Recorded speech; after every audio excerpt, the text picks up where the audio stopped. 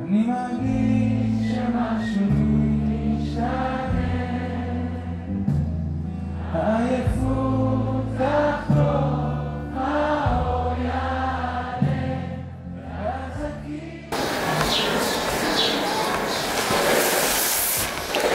Boker Tov, bonjour à tous et à toutes, Bezrat Hashem, une bonne journée, une grande Hatzlacha pour chacun, pour tout l'homme Israël, Bezrat Hashem, qui de que bonnes nouvelles.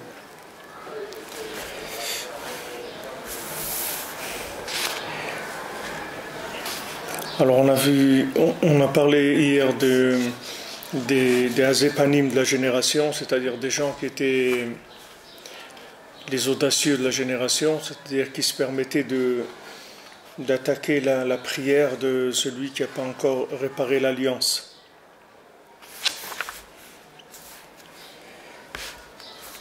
Rabbeinu aujourd'hui on va nous parler on va entrer dans un autre sujet. C'est-à-dire on est toujours dans la même Torah, c'est le même sujet, mais on va voir quelque chose de nouveau par rapport à ce qu'on a vu maintenant. Rabbeinu dit Zesha Muach Menuzal Tzorva Merabanan Ditiv Beta'anita Lechol Kalba Shiruta. Alors la Gemara dit dans Ta'anit que cet érudit en Torah qui est dans une situation où il jeûne, il est en train de jeûner, que l'echol kalba shiruta, c'est-à-dire que le chien il mange son repas, que le chien mange son repas, c'est ce qu'elle dit la Gemara.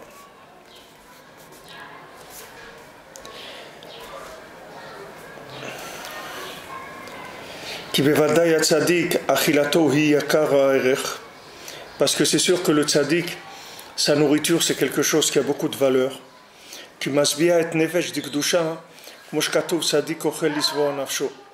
Parce que le tzaddik, il rassasie son âme quand il mange. Comme il est écrit, tzaddik ochel lisboa nafsho. Le tzaddik, il mange pour rassasier, afin de rassasier son âme.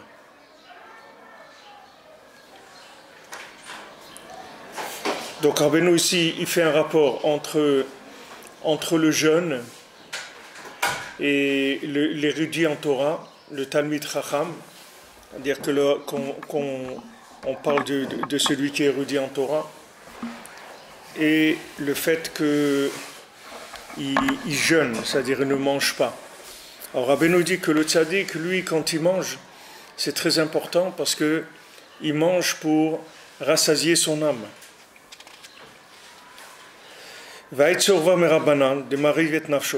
Maintenant, cet érudit en Torah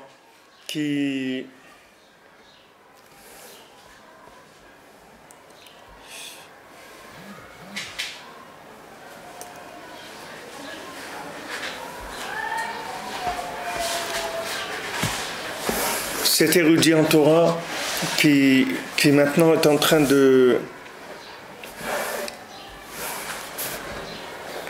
d'affamer son âme.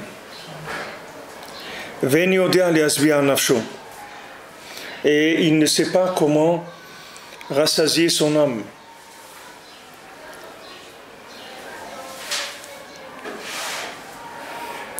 Alors c'est pour ça qu'un chien va venir et va manger son repas.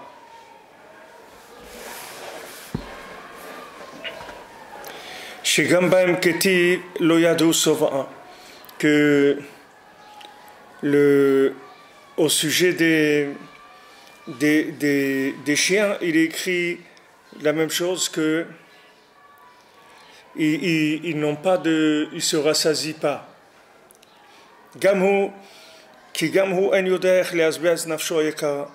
Alors lui aussi, il ne sait pas comment nourrir son âme.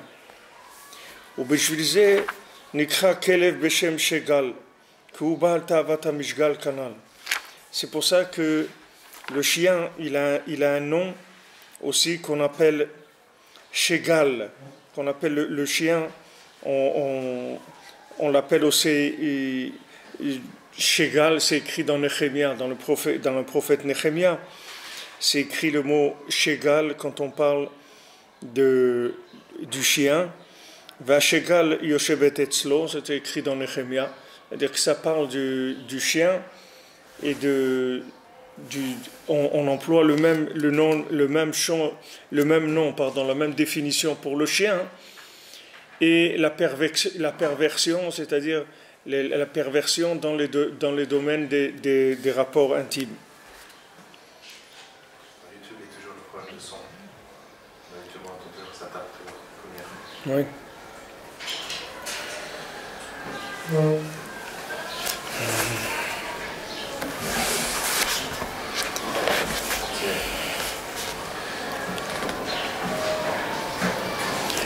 Même quand je parle pas, il y a ou c'est que quand je parle. Quand je parle pas.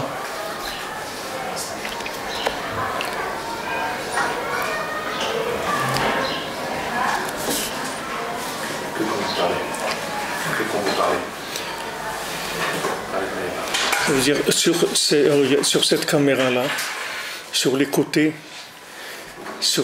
devant, il faut mettre quelque chose, un mouchoir, un papier, quelque chose pour que ça soit moins fort. C'est sur les côtés, juste sur les côtés. Si tu mets au milieu, on ne voit plus rien. Fais juste une petite bande sur le côté. Non, si tu fais ça, on ne voit plus rien. Il faut que tu vois les entrées des micros. Il y a des élastiques là-bas derrière. Bon, allez, débrouillez-vous, je ne peux pas m'arrêter à chaque fois avec ça. Alors maintenant, Rabbeinu amène plusieurs notions. C'est-à-dire, eux aussi, dans YouTube, ils disent qu'il n'y a plus de son. Ils disent qu'il n'y a plus de son du tout.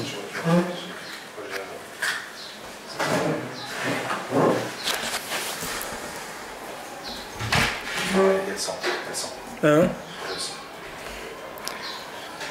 Dites-moi s'il n'y a pas de son, qu'on puisse alors que M. Honoré, vous dites qu'il n'y a pas de son. Il y a le son sur Facebook. Sur Facebook, oui, mais sur YouTube, il n'y a plus de son.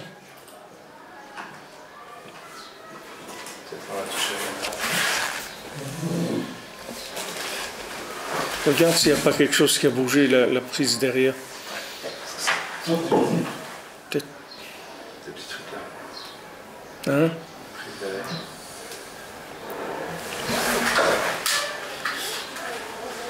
Alors sur YouTube, M. Honoré, dites-nous si vous avez le son.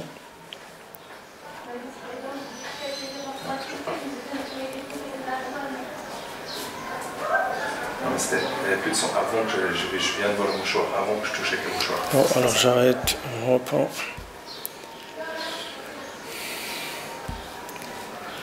Et le petit problème du micro, c'est qu'après c'est qu'on live, après pour la remettre sur YouTube, il n'y a pas de problème. Donc c'est pas très grave ce petit problème du micro, c'est juste un petit peu dérangeant. Mais ça, on entend bien quand même. Mais il n'y a plus de son. Non, maintenant j'ai coupé, j'ai repris le... Donc pour Hachem, on nous dit que ça marche sur Facebook, il n'y a pas de problème. Et sur YouTube, j'espère que ça marche.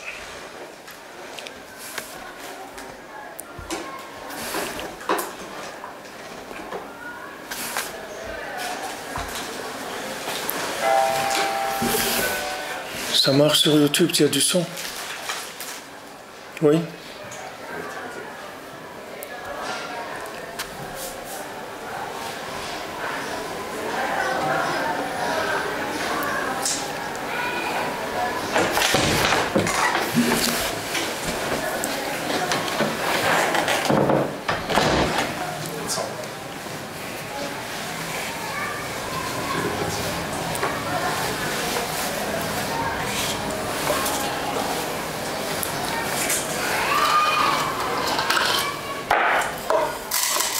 Il y a le son sur... C'était l'ancienne diffusion, il faut que je revienne sur l'autre. Regardez ce qu'ils vous disent là, parce que j'étais sur l'ancienne diffusion. Ouais, ici, je suis. Je reviens.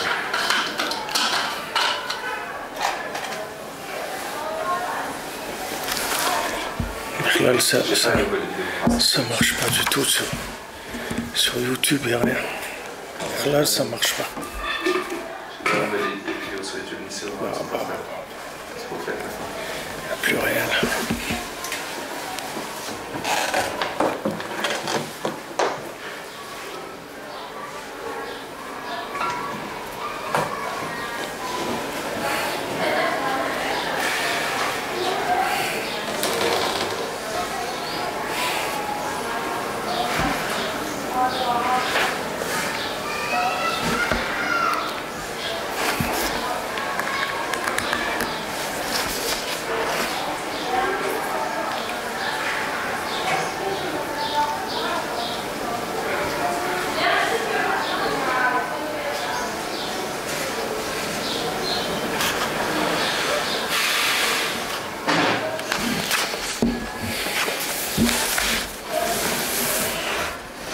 Ok, alors je reprends la notion. Rabbeinu il dit que ce Talmid Chacham qui est en train de jeûner, Yoshev Beta'anit, ça veut dire que c'est pas quelqu'un qui jeûne une fois, ça veut dire qu'il est en train de jeûner, il fait ça comme travail de jeûner, alors qu'un chien, il mange son repas. Alors Rabbeinu dit que le tzaddik, lui, quand il mange, c'est très important parce que le tzaddik, il mange pour rassasier son âme. Maintenant, cet érudit en Torah, quand on parle d'érudit en Torah, ça veut dire on parle pas de quelqu'un qui est tzaddik, on parle de quelqu'un qui a des connaissances, qui a beaucoup de connaissances en Torah, mais c'est pas un tzaddik, c'est-à-dire c'est pas quelqu'un qui a réparé l'alliance. Il a des connaissances, mais il n'a pas réparé l'alliance de façon convenable. Alors on dit que cet érudit en Torah qui est en train de jeûner, alors qu'un chien vienne et mange son repas. Parce que c'est écrit aussi pour les chiens, l'oyado sova. Le chien, dans sa définition même, c'est un animal qui ne pourra jamais être rassasié, parce que c'est une fonction qui n'existe pas chez lui. C'est-à-dire qu'il n'y a pas de rassasiement possible. Parce que maintenant, celui qui est érudit en Torah, il en est venu à se comporter quand quelqu'un qui jeûne, c'est-à-dire il fait un travail de jeûner. Alors lui aussi, il est comparé à ce chien-là qui est jamais rassasié. Donc il y a un chien qui vient et qui mange son repas. Ça veut dire un chien qui mange son repas, ça veut dire qu'il est pas rassasié. Ou belchizé nikra kelev beshem shegal. C'est pour ça qu'un chien, il va être appelé shegal. C'est le nom qu'on donne au chien, comme je vous rapportais tout à l'heure. C'est écrit dans Néhémia, dans le prophète Néhémia, que le shegal, il était assis à côté, c'est le shegal, on parle ici du chien. Alors maintenant, pourquoi on l'appelle shegal? Parce que shegal, c'est Tavat HaMishgal. Tavat HaMishgal, c'est la Tava de la perversion dans les rapports intimes. Ça s'appelle Tavat HaMishgal. Donc, comme maintenant, la Tavat HaMishgal, c'est le Bgam Abrit,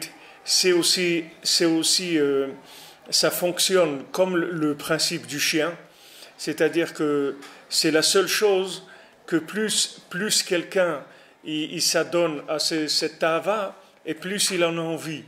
Alors que le reste des choses qu'il y a dans le monde, normalement, plus tu fais, moins tu as envie.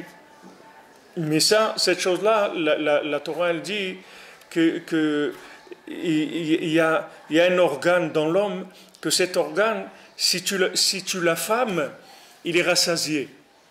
Et si tu le rassasies, il est affamé. Donc c'est vraiment, il a le même fonctionnement que le chien. C'est-à-dire que ça fonctionne de la même manière, cet organe-là.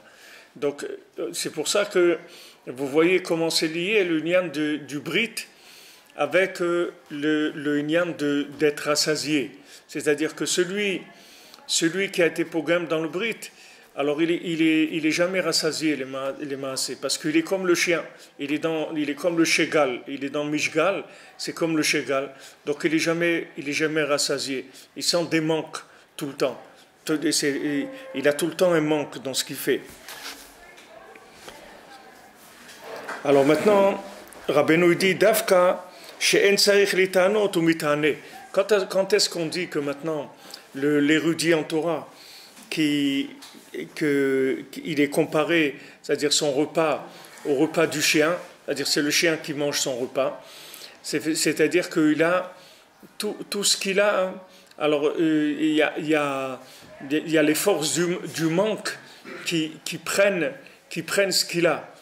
Maintenant, à tous les niveaux, ça va être au niveau de l'argent, au niveau de sa Torah, au niveau de sa vie, au niveau de tout. Même s'il va avoir une maison, une belle maison, il rêvait d'avoir une maison 8 pièces, avec une piscine, avec une vue sur ce qu'il veut. Il va avoir ça, il va voir que ça ne change rien. Le manque, il est toujours en lui. Parce que ce manque-là, c'est un manque général, c'est-à-dire c'est une incapacité de vivre les maasé. C'est-à-dire il ne peut pas vivre les choses. Il ne peut vivre les choses que virtuellement, donc il ne peut pas se rassasier. C'est comme si vous avez faim et vous voyez un film de nourriture, vous voyez un film de pizza et vous avez faim. Ça ne peut pas vous nourrir le film. Alors maintenant tout ce qui vit c'est des films. Pourquoi c'est des films? Parce qu'il n'est pas connecté. Pourquoi? Parce que l'alliance elle a un problème. Comme l'alliance elle a un problème, il n'y a pas de vie. Il n'y a pas de vitalité. Donc tout, là où il va aller, il va toujours avoir faim. Donc Rabbeinu dit que, pourquoi Rabbeinu prend l'exemple de l'érudit en Torah? Parce que si maintenant l'érudit en Torah, il reste sur le côté connaissance de la Torah, qui est le Etzadat, Tovera, c'est-à-dire l'arbre de la connaissance du bien et du mal. Hachem il a dit à Adam Arishon, quand tu vas manger de ça, tu vas mourir. Pourquoi tu vas mourir? Tu ne vas plus sentir de goût dans rien dans ta vie. Tu ne vas pas sentir de goût. Tu vas faire des choses, tu vas sentir aucun goût dans ta vie. Parce que du fait que maintenant, tu as mangé l'arbre de la connaissance du bien et du mal, et que tu as augmenté chez toi le côté de vivre par la connaissance et pas par la connexion, alors qu'à côté, il avait l'arbre de vie, il avait Etz Chaim, il avait l'arbre de vie, Adam Rishon. Et ça, il était déjà connecté avec l'arbre de vie. Mais lui, il voulait l'arbre de la connaissance. Il pensait qu'avec l'arbre de la connaissance, ça allait booster sa vie, c'est-à-dire sa sensation de la vie. Et les maasé, c'est pas vrai. C'est pas vrai. Il va avoir des connaissances, il va rester pareil. Vous avez des gens, ils pensent que voilà, s'ils vont faire le tour du monde, alors ça va leur apporter quelque chose. Alors ils visitent l'Afrique, ils visitent l'Amérique, ils visitent la Chine, les trucs, ils font un voyage de 6 mois, ils vont partout et tout. Quand il revient, il est comme il était. Tant que maintenant, il y a du mouvement dans l'imaginaire, alors il n'y a pas de problème. Il a l'impression qu'il est en train de vivre, parce qu'il y a du virtuel, ça tourne, il y a du mouvement. Quand il revient chez lui, il va voir qu'il n'a pas bougé d'un millimètre, il n'a rien fait. Pourquoi? Parce que ça ne va rien lui apporter, ça. C'est pas ça qui va lui apporter. Si quelqu'un il veut vivre, il faut qu'il arrange l'alliance, c'est tout. Si quelqu'un il arrange l'alliance, il va vivre. Il va vivre dans tout. Même s'il prend un verre de thé, il va vivre. Il va le vivre, ce verre de thé. Ça va le remplir, ça va le rassasier. Il va boire un verre de thé avec un petit truc et il va se sentir rassasié, va se sentir bien, il va goûter, il va avoir un goût extraordinaire aux choses, etc. Tandis que si maintenant il s'adonne à la connaissance, mais il ne répare pas l'alliance, alors il n'y a pas de possibilité de vivre. Alors comme je vous l'ai déjà dit, c'était la discussion entre Yosef et Yehuda, c'est-à-dire entre Mashiach ben Yosef et Mashiach ben David. Mashiach ben Yosef, c'est comme son nom l'indique, Yosef ça veut dire qu'il est Mosif, c'est-à-dire il est Me'asef, il va rassembler, c'est le rassembleur. Le rassembleur, c'est le Tikkun Abrit. Plus quelqu'un est la Tikkun Abrit, et plus il est rassembleur. Plus quelqu'un il a problème dans l'alliance, plus il va exclure les autres. Plus quelqu'un il a réparé l'alliance, plus il va aimer les autres. Il n'aura aucun problème avec personne. Parce que de tout le monde, il va apprendre. Il va prendre plaisir de parler avec un éboueur, avec Trump, avec n'importe qui, avec un musicien, avec un clown, avec un garagiste, n'importe qui. Il va parler avec un rabbin, avec n'importe qui. Il va parler, il va être bien. Il va tirer de la vitalité de tout le monde. Tout le monde, il se connecte. Il se connecte à la spiritualité de la personne, il tire de la vitalité. Mais celui qui a abîmé l'alliance, alors il s'enferme. Il s'enferme, il s'isole. Il s'isole. C'est pour ça que Bilam qui était tellement pervers là-dedans qu'il allait même avec son ânesse, il avait des rapports avec son ânesse, alors lui c'était un grand solitaire. C'était un très très grand solitaire. Il était toujours seul. Pourquoi il était toujours seul? Parce qu'il ne pouvait pas se connecter. Il ne pouvait pas se connecter.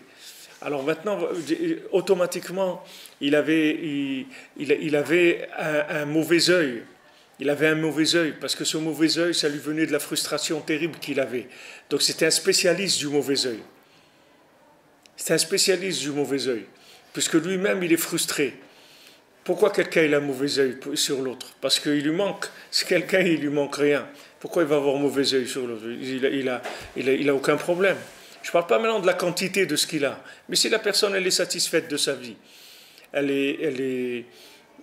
pourquoi elle va chercher à savoir qu'est-ce que l'autre il a, ou ce il ne regarde même pas, ça ne l'intéresse même pas ce que l'autre il a, parce qu'il est bien dans sa peau, il n'a aucun problème. Il vit. Mais celui qui ne vit pas, alors il est tout le temps en train de regarder ce qu'ils ont les autres. Non seulement il est tout le temps en train de regarder ce qu'ils ont les autres, mais il ne va vivre que comme ça. La seule chose qui va pouvoir combler ses manques, c'est des films. C'est des films, de regarder des films de gens qui sont en train de vivre, de gens vivants. Alors il va regarder des films de gens riches, des gens qui s'aiment, des gens qui ont réussi dans leur vie, des trucs. Ah, ça va lui amener un petit peu de satisfaction.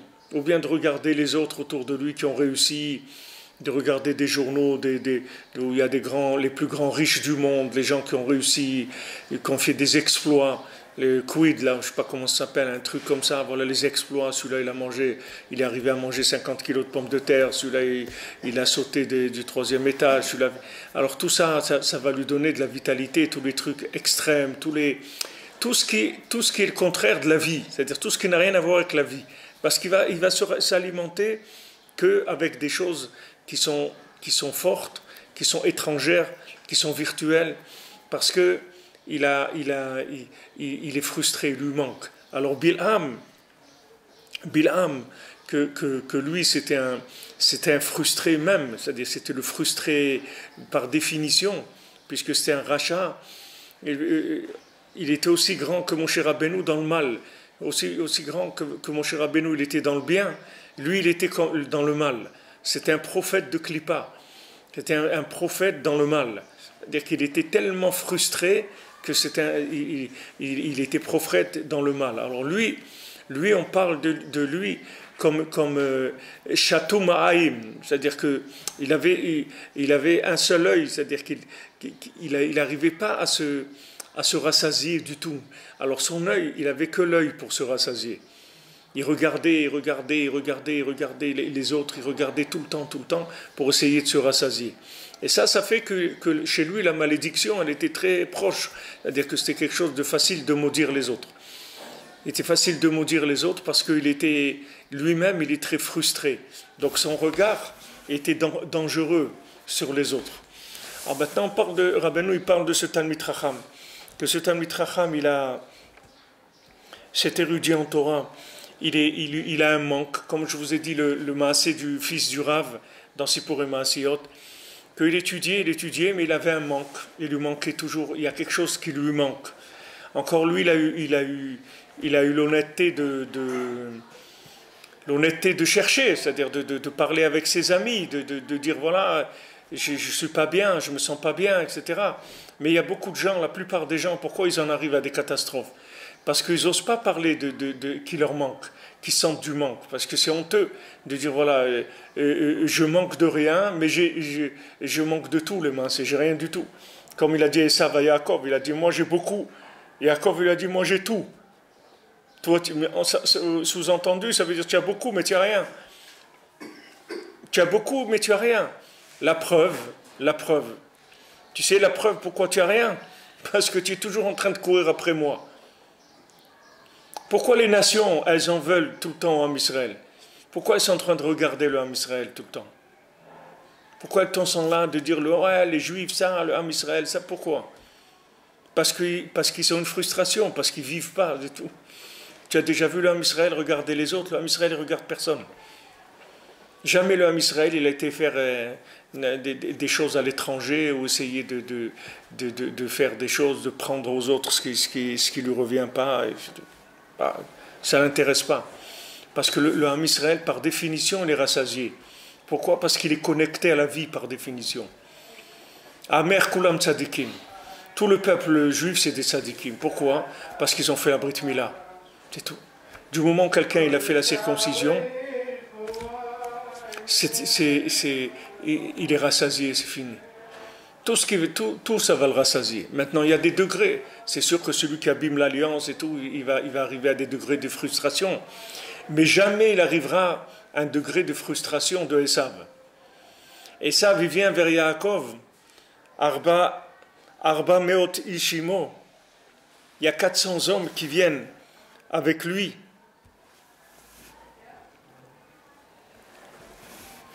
Qu'est-ce que c'est ces 400 hommes? C'est Gematria Ra'ain. 400, c'est valeur numérique mauvais œil. C'est-à-dire que Esav, il est venu avec 400 hommes. C'était le principe même du mauvais œil. Le mauvais œil, c'est quoi? C'est la jalousie sur Yaakov. Yaakov, il a la bénédiction dans ce monde. Il a la bénédiction dans l'autre monde. Il a 12 enfants. Il a des troupeaux, il a des trucs et tout. Et lui, Esav, il dit, moi j'ai beaucoup, mais il a beaucoup de rien.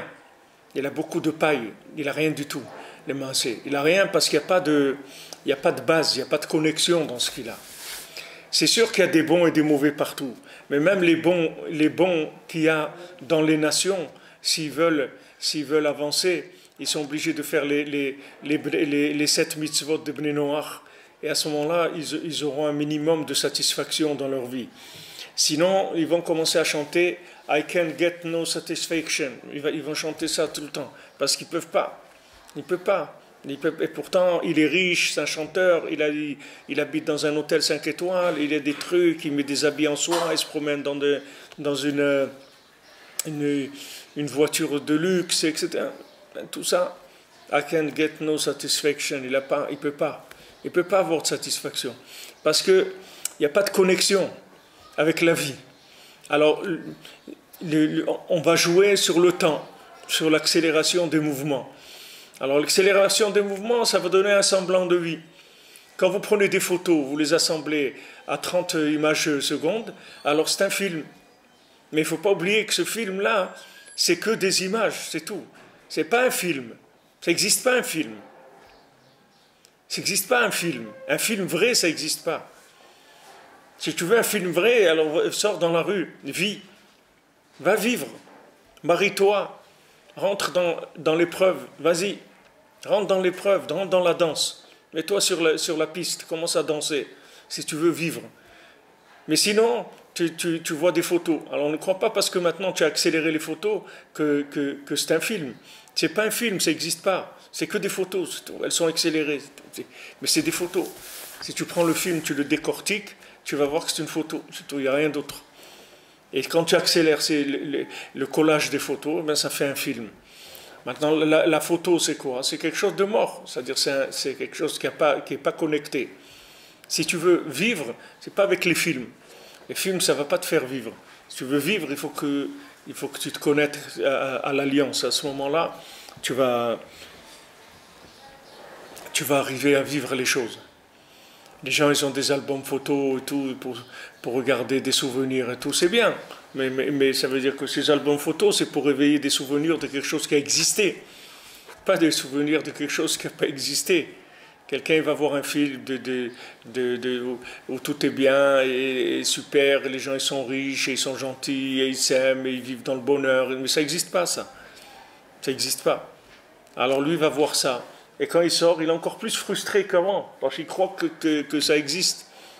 Surtout quand on dit que le film il est basé sur une histoire vraie, alors c'est encore plus, ça frustre encore plus qu'il y a eu des gens qui ont vécu des choses vraies, etc. Vrai, c'est que l'alliance, c'est tout. Tu arranges l'alliance, c'est vrai. Alors maintenant, cet érudit en Torah, que lui, il est obligé de jeûner. Pourquoi il est obligé de jeûner? Parce que il est frustré, c'est tout. Il est frustré. Il jeûne.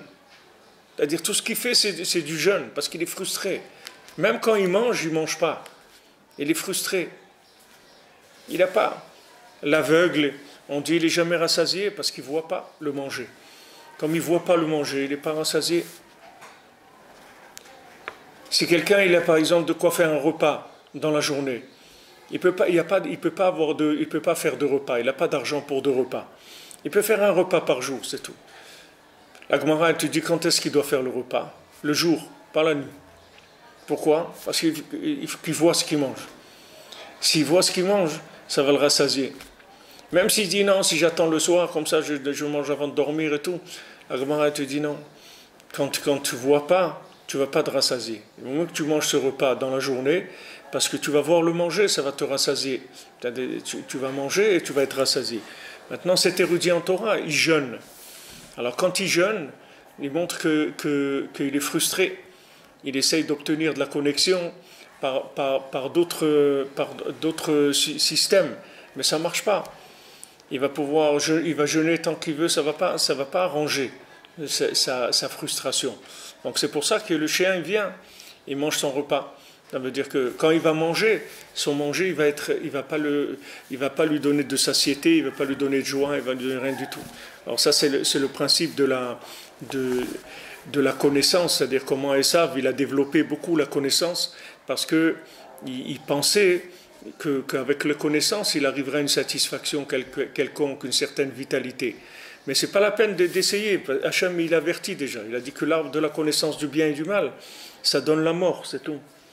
Si maintenant tu es connecté à l'arbre de vie, et après tu rentres dans la connaissance en fonction de l'arbre de vie, en fonction de ta connexion à l'arbre de vie, alors tu te permets de rentrer dans la connaissance des domaines que tu es en train de vivre. Comme je vous ai dit, le dans Pirkei Avot, Hu Haya Omer, lui, il était ce qu'il disait, c'est-à-dire il était, et après il disait. D'abord il était la chose, et après il apprenait, Naase Venishma, d'abord on va être la chose, et après on va comprendre. Mais si tu essaies de comprendre sans être, ça va te donner une frustration terrible. C'est une frustration terrible, parce que tu vas voir que des films. Ça va te frustrer, tu vas être très très frustré de la connaissance. Tandis que si ta connaissance elle est proportionnelle avec ton engagement, alors tu vas te sentir très bien. Au contraire, ta connaissance elle va développer, approfondir ton engagement. C'est écrit dans la paracha qu'on a vu, Im bechukotai telechu, si vous allez dans mes lois, telechu, vous allez dans les lois. Alors Rashi, il dit qu'est-ce que c'est Im bechukotai telechu? C'est-à-dire que vous fatiguez dans la Torah. Il dit c'est quoi se fatiguer dans la Torah? Il dit approfondir la Torah. Approfondir, ça veut dire entrer dans la vie de la Torah, dans le côté vécu de la Torah, dans les secrets de la Torah. Le secret de la Torah s'appelle Etzraïm, le livre de Kabbalah s'appelle Etzraïm, c'est l'arbre de vie. Plus tu vas approfondir, plus tu vas vivre. Et quand tu vas vivre ça va t'enlever toutes tes frustrations. Tu n'auras plus besoin d'aller chercher des gadgets, des bêtises pour essayer de combler ton manque. Parce que tu vas te sentir bien. Alors Rachid te dit, c'est approfondir la Torah. Et Rabbeinu dit, d'aller, la même chose, Rabbeinu dit d'aller avec une Torah. Rabbeinu dit, va avec un enseignement à moi. C'est ce qu'on essaye de faire, de passer le temps qu'il faut pour s'imprégner des enseignements et qui deviennent chez nous, comme on dit, une deuxième nature pendant le temps, ou du moins on est en train de les étudier, comme des gens qui m'ont dit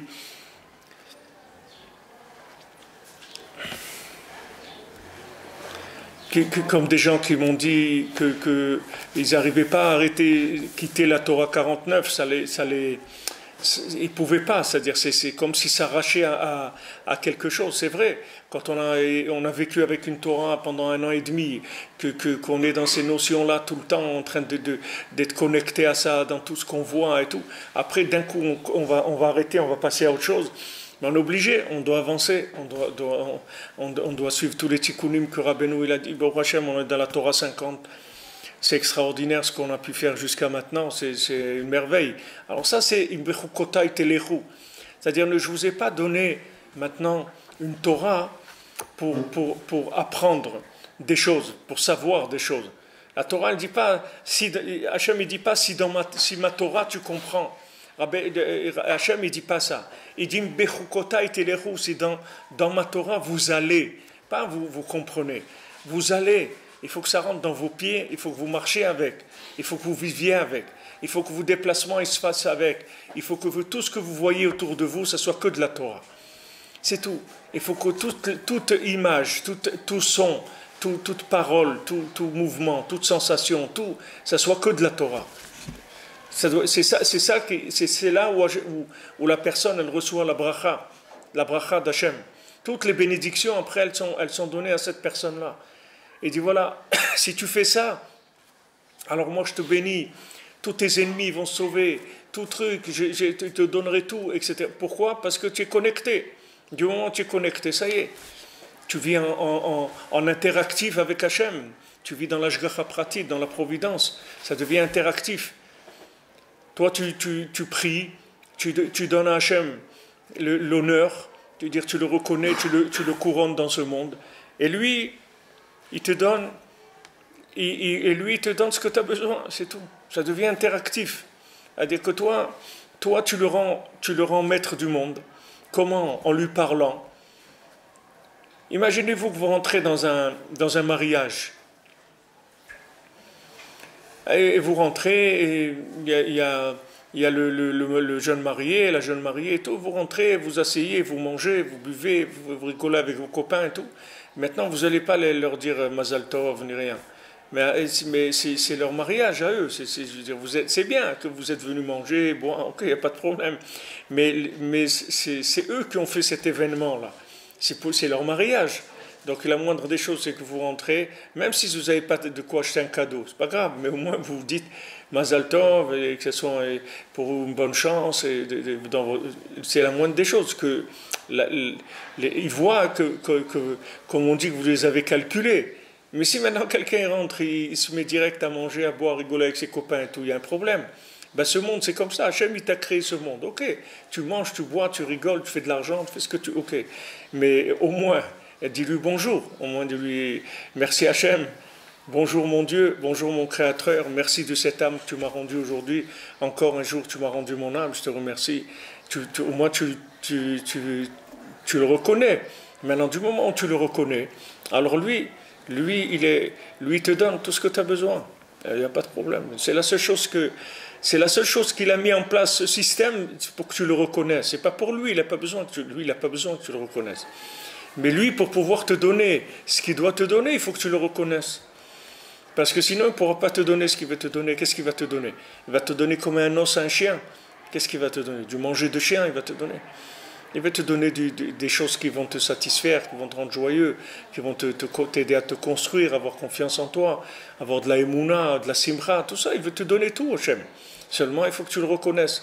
Ah, maintenant, celui qui est rentré dans la connaissance et qui n'a pas travaillé sur l'alliance, alors sa connaissance, elle va augmenter sa frustration, elle va augmenter sa déconnexion aussi. Quand le Navi dit « Imberiti », Imberiti, comment c'est écrit? Imberiti Tishmoru, Hachem dit voilà, si vous gardez mon alliance, alors je veux maintenir le monde. Si vous gardez l'alliance, alors je vais maintenir le monde. Maintenant, qu'est-ce qui est écrit là-bas sur l'alliance? Il dit c'est la Torah. C'est ça l'alliance. Alors les gens qui étudient la Torah, et tu dis non, tu vois, c'est écrit que l'alliance c'est la Torah. Donc il faut étudier la Torah. C'est ça l'alliance. Ben, c'est pas vrai, il se trompe. C'est pas vrai. L'alliance, c'est la Torah. Mais la Torah, c'est pas l'alliance. La Torah, c'est l'alliance de celui qui a l'alliance. Mais la Torah, c'est pas l'alliance. C'est pas parce que tu étudies la Torah que tu vas être connecté. Parce que si tu étudierais la Torah et tu n'es pas connecté, tu vas devenir pire que si tu n'avais pas de Torah. Tu vas devenir pire parce que tu vas rentrer dans un niveau de frustration que tu vas augmenter tous les jours. Tous les jours, tu vas être de plus en plus affamé, de plus en plus frustré. Tous les jours. Parce que la connaissance, elle va te frustrer. La connaissance, c'est que tu vas voir des choses magnifiques. Tu vas voir des grandes choses. Tu vas voir des choses merveilleuses. La Torah, c'est très fort, c'est très grand, c'est magnifique. Mais c'est derrière une vitrine. Tu peux rien acheter. Tu ne peux pas te payer ça. C'est un film. Alors ça te frustre en permanence. Et plus tu vas voir des choses merveilleuses, et plus tu vas être frustré. Donc quand on te dit la Torah, c'est l'alliance, ça veut dire que si maintenant tu veux étudier la Torah, alors fais la Brit Mila. Commence avec ça. Commence avec ça. Commence déjà avec l'alliance. Fais ton tikkun klali, fais ce qu'il y a à faire pour réparer l'alliance. Après, tu vas voir que ta Torah, elle va te remplir. Que chaque mot de Torah que tu vas étudier, tu vas partir ça va te connecter des dizaines de choses. Tu vas voir que chaque fois que tu étudies la Torah, ça te connecte tout. Ça te connecte la vie, toutes tes connaissances, tout se connecte. Tu vois. N'importe quoi que tu touches dans la Torah, tu vois, ça fait tout de suite ça allume tout. Ça fait des connexions partout. Ça vient de toi, ça vient de l'alliance. Et l'alliance, elle dépend de ton rapport avec Hachem. C'est-à-dire combien tu parles avec Hachem. C'est ça l'alliance. Maintenant, même si quelqu'un il n'arrive pas dans le domaine de l'alliance lui-même à avoir un niveau très élevé, même si quelqu'un il n'arrive pas à avoir un niveau très élevé, il a même un niveau très bas, mais il y a un autre, il y a l'alliance, il y a l'alliance de la bouche et l'alliance de l'organe de reproduction. C'est deux alliances. C'est deux alliances. Les deux, c'est l'alliance. Alors si un ne marche pas, alors tu fais marcher l'autre. Tu parles avec Hachem. Et ça va réparer l'autre. Un, il répare l'autre. C'est-à-dire que maintenant, si tu parles avec Hachem, c'est l'alliance. Parler avec Hachem, c'est l'alliance. Être attaché au tzaddik, c'est l'alliance. Vous allez voir dans Bezrat Hachem, notre ami Eliyahu Chaim Levi m'a envoyé hier sur cette Torah, parce qu'il est avec nous tous les jours, il est dans le shiur, et il m'a envoyé un passage dans l'Écouté Etzot sur l'alliance. Et vous allez voir, on va le faire, Bezrat Hashem, vous allez voir comment Rabbi Nathan, il a compris cette Torah. Vous allez voir les conseils qui sortent de cette Torah, vous allez voir que c'est merveilleux comment de ce texte-là, ce qu'il a déduit Rabbi Nathan. Ce qu'il a déduit sur la kashrut au tzaddik, sur les gens qui sont cholèques sur le tzaddik, c'est-à-dire les gens qui ne laissent pas les gens de se rapprocher de Rabbi Nachman, etc. De combien de gens ils ont empêché les gens de se rappeler, de se rapprocher de Rabbi Nachman, des gens qui ne sont plus dans ce monde maintenant. Je me demande comment là-bas ils peuvent réparer ce qu'ils ont fait, s'ils ont empêché des gens de venir à Ouman ou des choses comme ça. Je ne sais pas, il n'y a personne qui peut payer ça, les conséquences de ça. C'est des conséquences qui sont astronomiques, c'est-à-dire de destruction. Quelqu'un veut aller à Ouman, qu'est-ce que tu as avec lui? Laisse-le tranquille. Pourquoi il faut que tu lui dises de ne pas aller à Ouman? À toi, qu'est-ce que ça va t'apporter? Qu'est-ce que ça va t'apporter? Ça va t'apporter que tu vas le maintenir un frustré, un mendiant, comme ça il est obligé de venir chez toi, il ne peut pas aller ailleurs. Alors que si tu l'envoies au man, c'est comme la colombe de Noach, il envoie la colombe. Le jour où la colombe elle ne revient plus, ça veut dire que le déluge est terminé. Ça c'est la même chose. La personne elle va, mi tenli ever kayona, aouf tzion kadosh umana. Qu'est-ce qui me donnerait des ailes comme une colombe? Je vais voler, je vais aller à Ouman, sur le kever de Rabbeinu. Quand tu vas sur le kever de Rabbeinu, tu deviens une colombe. C'est-à-dire, ça y est, tu es libre. Ça y est, tu as des ailes. Tu es libre. Avant, tu n'étais pas libre. Avant, tu avais des gens qui te rendaient dépendant. Des gens qui te rendent dépendant d'eux. La force qu'il faut avoir pour être indépendant, Quand tu n'as pas connu le tzaddik, c'est une force de fou. C'est-à-dire il faut être un Che Guevara, des gens comme ça. Mais un type normal, il ne peut pas. Un type normal, il a tellement de frustration qu'il est obligé de vivre aux dépens des autres. Il vit avec la dépendance sociale, dépendance familiale, dépendance de ci, de l'argent, de tout. Il a plein de dépendances et il est obligé parce qu'il a une frustration profonde. Mais quelqu'un qui va chez le tzaddik, c'est celui le tzaddik, c'est le dépositaire. Il a le copyright de l'alliance, le tzaddik. Le tzaddik, il a copyright, c'est quelque chose qui est déposé en haut. L'alliance. Le tzaddik, c'est le spécialiste de l'alliance. Si tu viens chez lui, tu t'appelles quelqu'un qui a réparé l'alliance. Même si t'arrives des histoires, n'importe quoi, tu es quelqu'un qui est rentré dans l'alliance. Ça veut dire que tu vas commencer à vivre. Et tu vas commencer à vivre, tu vas devenir indépendant. Pourquoi? Parce que tu vas dépendre que d'Hachem et du tzaddik, c'est tout. Tu ne dépends de personne dans le monde. Il n'y a personne qui va te faire peur. Il n'y a personne qui va te faire croire, qui va te donner quoi que ce soit. Personne ne va te donner quoi que ce soit. Comme je vous l'ai dit plusieurs fois, quand quelqu'un, il arrive le moment de son enterrement, on l'en met dans le trou, il n'y a personne qui va dire « Attends, je vais rester avec toi, je ne vais pas te laisser tout seul ». Il n'y a personne, tout le monde s'en va après, sans exception. Il y a une petite cérémonie, des trucs, on pleure, on fait, tac, et après on le couvre et on s'en va. Et c'est tout, il reste tout seul là-bas. Il n'y a personne qui reste avec lui. Le seul qui va s'occuper de lui, c'est Rabbi Nachman, c'est tout. Il n'y a personne qui va s'occuper de lui. Les Breslevers, ils ont l'habitude de dire, quand quelqu'un il est décédé, alors au moment de l'enterrement, on lui dit, regarde, sache que tu es mort, parce que des fois, des gens, ils sont tellement dans des salles de cinéma, la plupart des gens, ils ne savent même pas qu'ils sont morts. Déjà, pour savoir qu'ils sont morts, ça leur prend tout un... Il faut un srout de savoir qu'on est mort, parce qu'on vit tellement dans le film, mais le film, il ne s'arrête pas. Même quand la personne, elle est morte, elle reste dans le film. Le film, il continue à tourner. Alors, on lui dit, voilà, sache que maintenant, tu es mort, et va chez Rabbi Nachman, et ne te fais pas rouler. S'il y a des gens qui te disent qu'ils sont Rabbi Nachman et tout, toi tu dis non, je veux Rabbi Nachman de Ouman, Rabbi Nachman Ben Fega de Ouman, c'est là-bas que je veux aller, c'est chez lui que je veux aller, je connais personne d'autre, je veux rien d'autre, je veux aller là-bas. C'est le seul qui va te faire la prise en charge après. Il n'y en a aucun qui va venir te chercher. Ne te fais pas de soucis. Personne ne va se déranger pour toi. Il n'y a personne qui viendra te chercher, il n'y a personne qui va t'aider, rien, personne. C'est terminé. Quand c'est terminé, c'est terminé. Alors maintenant, qu'est-ce qui reste de la personne? Il reste que sa connexion, c'est ça qui va lui rester. Qu'est-ce qu'il a fait dans l'alliance? Comment il s'est connecté à la vie? Et après, il s'inclut dans l'éternité. Parce que celui qui vit ici, il s'inclut dans l'éternité.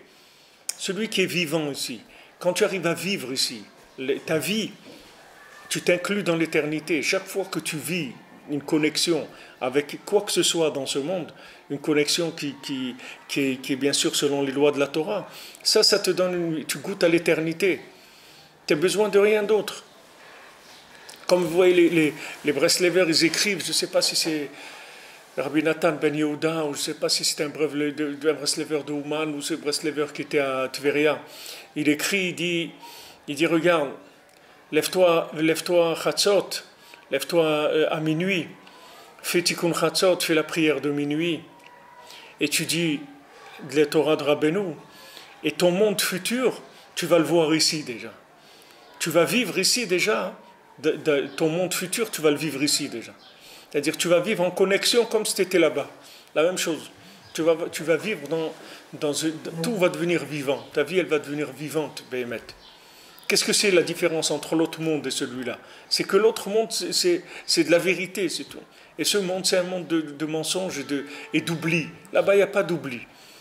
Maintenant, celui qui est connecté, il n'oublie pas. Il n'oublie pas. Comme le Baal Shem Tov, il a dit au Noda Beyouda quand il est venu le tester, voir, ils ont entendu parler du Baal Shem Tov, qu'est-ce que c'est ce nouveau rabbin-là qui dit il fait des miracles, etc. Ils ont été pour le tester. Alors ils ont envoyé Noda Beyouda, c'était un très grand tzaddik de l'époque. Alors Noda Beyouda, il est venu au Rosh Chodesh chez le Baal Shem Tov. Et donc dans la prière de Rosh Chodesh, du premier jour du mois, il a oublié de faire Ya'aleh Yavo, le passage qu'on ajoute à Rosh Chodesh. Alors là, la c'est qu'il recommence. Alors il a recommencé une deuxième fois, le Noda Beyouda, la Shmona Esrei, et il a oublié aussi une deuxième fois. Alors après, il a rencontré le Baal Shem Tov. Alors, comme il était là-dedans, alors il a posé une question dans la simple au Baal Shem Tov. Il a dit, quand on oublie le matin dans la Hamida, on oublie de dire Ya'aleh Ve'yavo de Rosh Chodesh, qu'est-ce qu'on fait? On recommence ou pas? Alors Baal Shem Tov, il dit pourquoi tu me poses cette question? Cette question ne concerne ni toi ni moi. Parce que toi, quand tu oublies une fois, tu oublies une deuxième fois.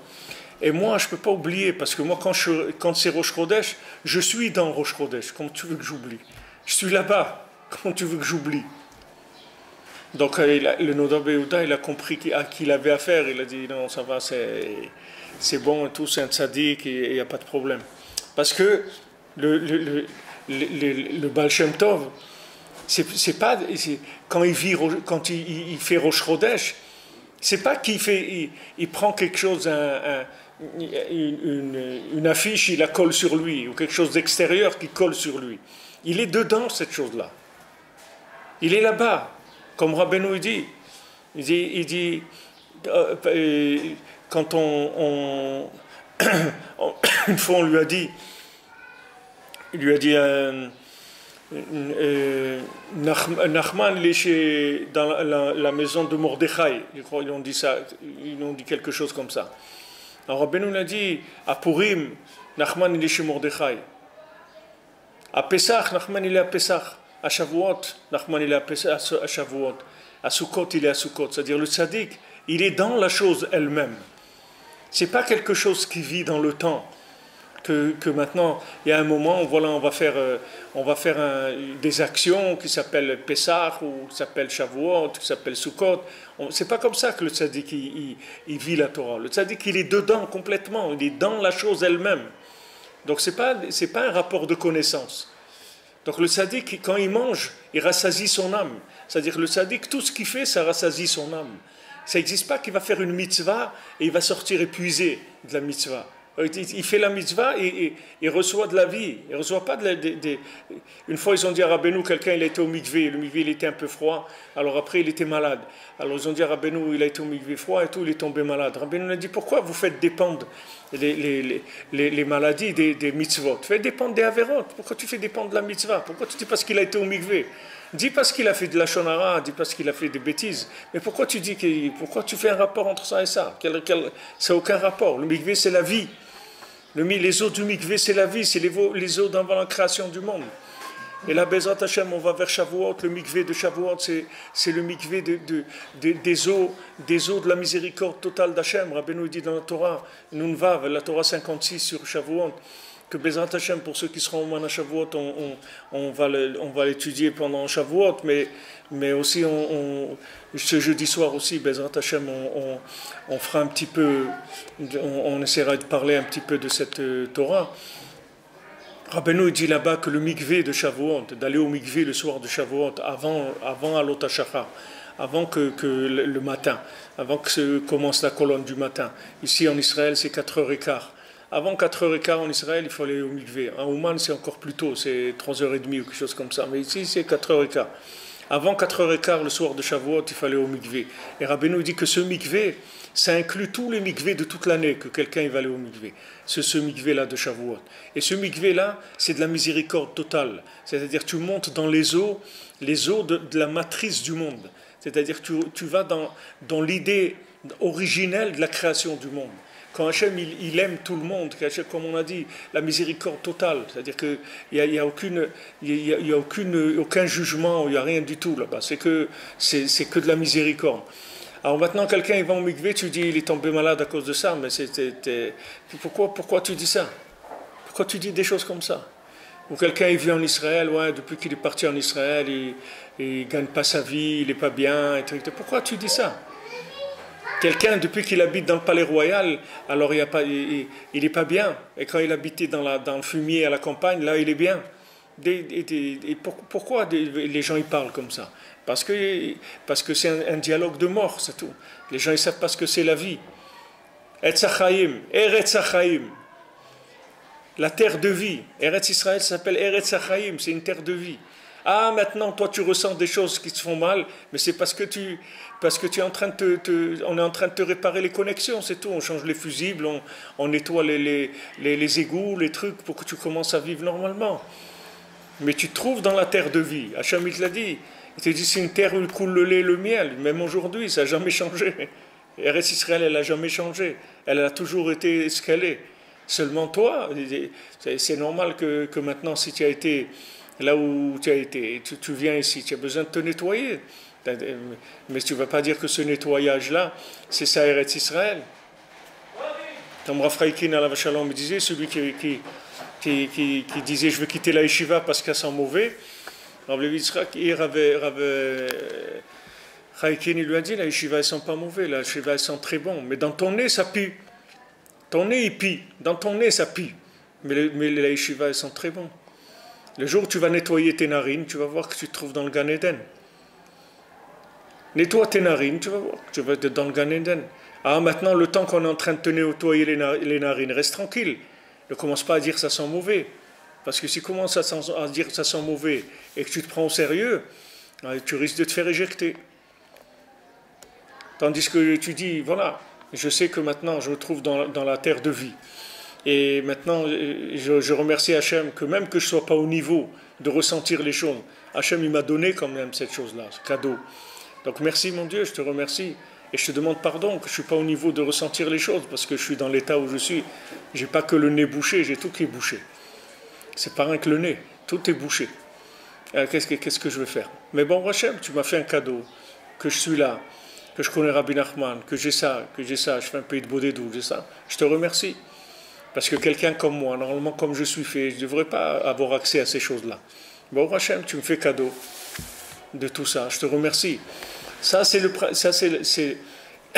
la méthode pour se rassasier, même pour quelqu'un qui a abîmé l'alliance. Tout. Le fait que la Emouna, qui parle avec Hachem, ça va lui donner un rassasiement. Même s'il est comme il va se sentir bien. Quand vous allez prendre l'habitude de faire Hitbodedut tous les jours, après vous allez vous sentir bien dans votre peau. Rabbeinu dit, tu fais Hitbodedut, et après Kolayom et Besimcha, toute la journée, sois joyeux. Parce que ça y est, tu peux être joyeux toute la journée. Ça y est, tu as fait ta séance de reconnaissance du roi, tu as été le voir, tu as été... Regardez J'étais hier soir au Kotel, je voyais... Ils sont en train de préparer pour Trump là, qui va atterrir. Non, il a atterri déjà il y a 3/4 d'heure en Israël. Et il faut voir quel préparatif, quel truc, tout est de partout. Il y a des trucs incroyables, ce qu'ils ont préparé et tout. Et pourquoi? Pour un bonhomme il va venir, et un des patrons d'Esav, des grands Esav du monde, et il vient, voilà, on regarde tout ce qu'on fait. Ils ferment les routes, ils ont vidé tout le Kotel depuis 9h du matin. Il n'y a pas un être humain qui peut rentrer dans le Kotel, rien. Il faut que ça soit vide, complètement quand il arrive. Tout, avec une estrade, avec des chaises argentées, avec des coussins dorés, des trucs, tout ça pour recevoir un bonhomme. Ok, il faut honorer les gens qui ont des postes comme ça. S'ils sont arrivés là, c'est Hachem, il leur a donné mais tout ça, nous, on doit comprendre. Qu'est-ce que ça veut dire pour nous? C'est-à-dire qu'on vit dans le palais du roi. On vit là-dedans. Nous, c'est notre vie, c'est notre jour, tous les jours. On vit dans le palais du roi. On vit avec le tzaddik, on vit en Eretz Israël, on vit avec la Torah. C'est des choses qui sont extraordinaires. Ah, maintenant, tu ressens pas. Justement, le fait que tu ressens pas, ça te rend encore plus joyeux. Parce que tu dois dire merci Hachem que tu n'as pas attendu que je me nettoie pour me donner le cadeau que tu voulais me donner. Que tu m'as donné le cadeau avant que je me nettoie. Donc maintenant, c'est sûr que c'est frustrant de voir que c'est un cadeau nifla et tout, et que toi tu n'arrives pas à y goûter. C'est sûr que c'est frustrant. Mais si tu as la Emouna, si tu as l'alliance, tu vas dépasser cette frustration. Tu vas dire attends, mais j'ai juste moi un problème. Je ne suis pas au niveau pour vivre ces choses-là. C'est pour ça que c'est difficile pour moi. Mais en aucun cas je vais changer, parce que je me trouve dans le top, je suis bien. Je suis très bien là-dedans. Mais si je ne ressens pas, alors je suis ma'amine que je suis très bien, même si je ne ressens pas. Parce que je sais que c'est là où il faut être, il ne faut pas être ailleurs, même si tu n'es pas au niveau. Alors Rabbeinu dit, quand est-ce qu'on parle du jeûne, que le Talmid Chacham y jeûne, c'est précisément quand c'est des jeunes qu'il n'y a pas besoin. Mais quand c'est des jeunes qui a besoin de faire, comme les jeunes de Tisha B'Av ou de Shvasar B'Tammuz, de Tanit Esther ou Tzom Gedalia, Yom Kippour, tous ces jeûnes-là, alors c'est des jeûnes que Hachem il a fixés, donc on les fait, c'est tout. On ne les fait pas, ce n'est pas notre initiative. C'est Hachem qui nous a imposé ça, donc on le fait, il n'y a pas de problème. Alors Rabbi nous dit, c'est quand il n'a pas besoin de jeûner qu'il jeûne quand même. Alors à ce moment-là, un chien il vient manger son repas. Mais celui qui a besoin de jeûner, alors c'est sûr, c'est-à-dire celui qui a besoin de jeûner. Alors c'est sûr qu'il doit jeûner, et c'est une mitzvah pour lui de jeûner. Parce que maintenant, si Hachem il te dit de jeûner dans ces moments-là, ça veut dire que Hachem il sait pourquoi. Mais toi, de te faire des ta'anit et des trucs, tu n'as pas le droit. Parce que tu vas faire qu'augmenter ta frustration. Parce que quand tu vas jeûner, tu vas t'attendre à des trucs extraordinaires, il ne va rien se passer du tout. Donc tu vas être frustré, tu vas être pas bien, encore pire. Alors ne touche pas à ces choses-là, n'essaye pas d'agir sur le corps en frappant le corps, essaye d'agir dans la connexion avec l'âme. Laisse ton corps tranquille. Donne-lui à manger, donne-lui à dormir, donne-lui ce qu'il a besoin, lave-le, fais ce qu'il a besoin, habille-le bien, tout ce que tu t'occupes pas de ça. Toi, occupe-toi de te connecter avec ton âme et ton corps il va danser et ne te fais pas de soucis. Augmente la connexion avec l'âme et le corps lui-même il va participer.